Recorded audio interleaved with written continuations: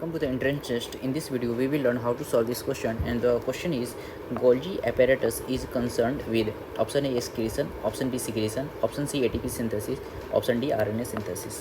तो गोल्जी जो apparatus होता है बेसिकली इसका फंक्शन क्या होता है, तो हम इसको ER से स्टार्ट करते हैं कि सबसे पहले ER एंडोप्लाज्मिक रेटिकुलम, उसके दो कंपोनेंट होते हैं RER एंड SER होते हैं। ठीक है, RER जो होता है ये राइबोसोम, इसके सरफेस के ऊपर राइबोसोम प्रेजेंट होती है और ये प्रोटीन की सिंथेसिस करता है बेसिकली। ठीक है, वाइल SER इसके सरफेस पर राइबोसोम एब्सेंट होते हैं और ये लिपिड की सिंथेसिस करता है। ठीक है, फिर यहाँ पर क्या होता है, जो भी लिपिड एंड प्रोटीन सिंथेसाइज होते हैं ना, उनकी पैकेजिंग की जाती है, उनकी मॉडिफिकेशन किया जाता है, इनकी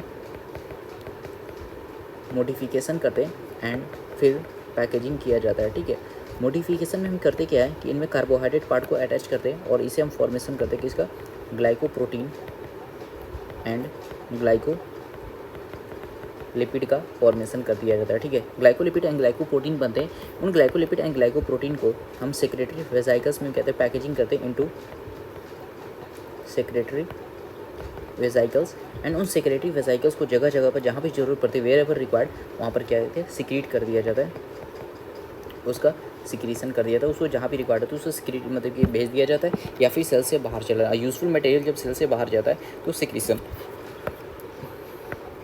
दो टर्म होता है, एक होता है सिक्रीशन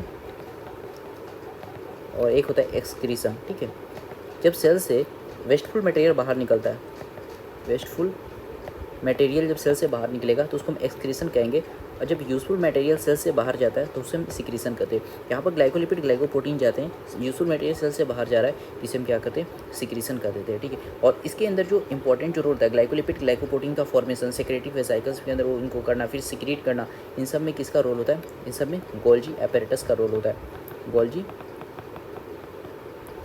apparatus का रोल होता है। ठीक है, और साथ ही साथ एक पॉइंट हमें ध्यान रखना है कि सिक्रीशन के प्रोसेस में क्या रहा है, यूजफुल मटेरियल को जब बाहर निकालते हैं, इसमें जो मेम्ब्रेन की एक इंपॉर्टेंट क्या था प्रॉपर्टी जो हेल्प करती है, that is fluidity, fluidity of membrane, ये इंपॉर्टेंट रोल इसमें प्ले करती है, सिक्रीशन में इंपॉर्टेंट रोल प्ले करती है। एंड ये फंक्शन परफॉर्म कौन करता है, गोल्जी apparatus करता है। यही कारण है कि जो हमारी लाइसोसोम का जो फॉर्मेशन होता है, लाइसोसोम का फॉर्मेशन होगा, तो देखो लाइसोसोम के अंदर क्या है, बेसिकली इसके अंदर मेम्ब्रेन पार्ट होता है। अब मेम्ब्रेन में क्या होता है, लिपिड होता है एंड प्रोटीन होता है, मेम्ब्रेन बॉन्ड ऑर्गेनेल है ना, तो लिपिड एंड प्रोटीन होगा।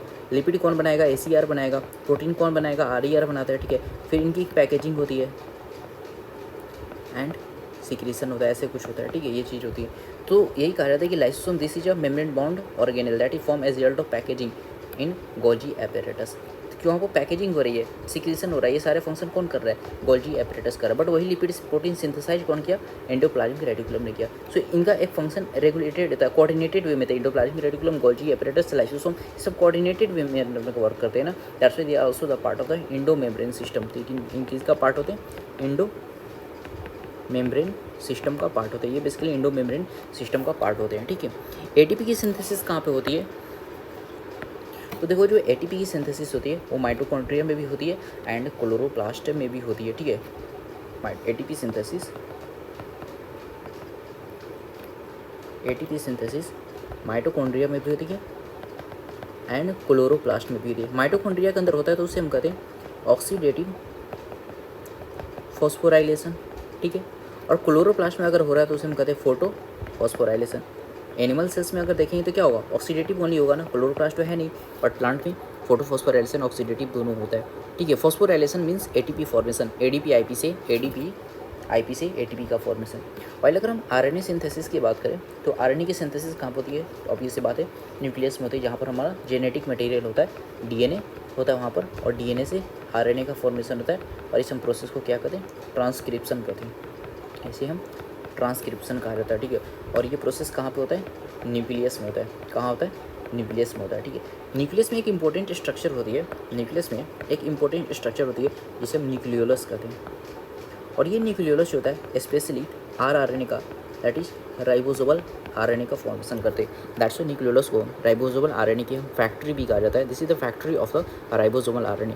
वैसे सिंथेसिस RNA की कहाँ होती है, transcription take place in nucleus, and उसमें स्पेशली rRNA की सिंथेसिस कहाँ होती है, न्यूक्लियोलस में होती है। ठीक है, ये जो भी RNA बनते हैं, फिर RNA से प्रोटीन का फॉर्मेशन होता है, और इस प्रोसेस को हम कहते हैं ट्रांसलेशन, और ट्रांसलेशन कहाँ पर होती है, साइटोप्लाज्म में होती है, ये ध्यान रखना है, साइटोप्लाज्म साइटोप्लाज्म में होती है। ओके, तो हमारे से पूछा गया था Golgi apparatus this is concern with, तो गोल्जी एपरेटस का फंक्शन क्या होता है, basically secretion, packaging and secretion, दो इंपॉर्टेंट फंक्शन होते हैं। तो जो हमारा करेक्ट ऑप्शन होगा that is option number B, secretion.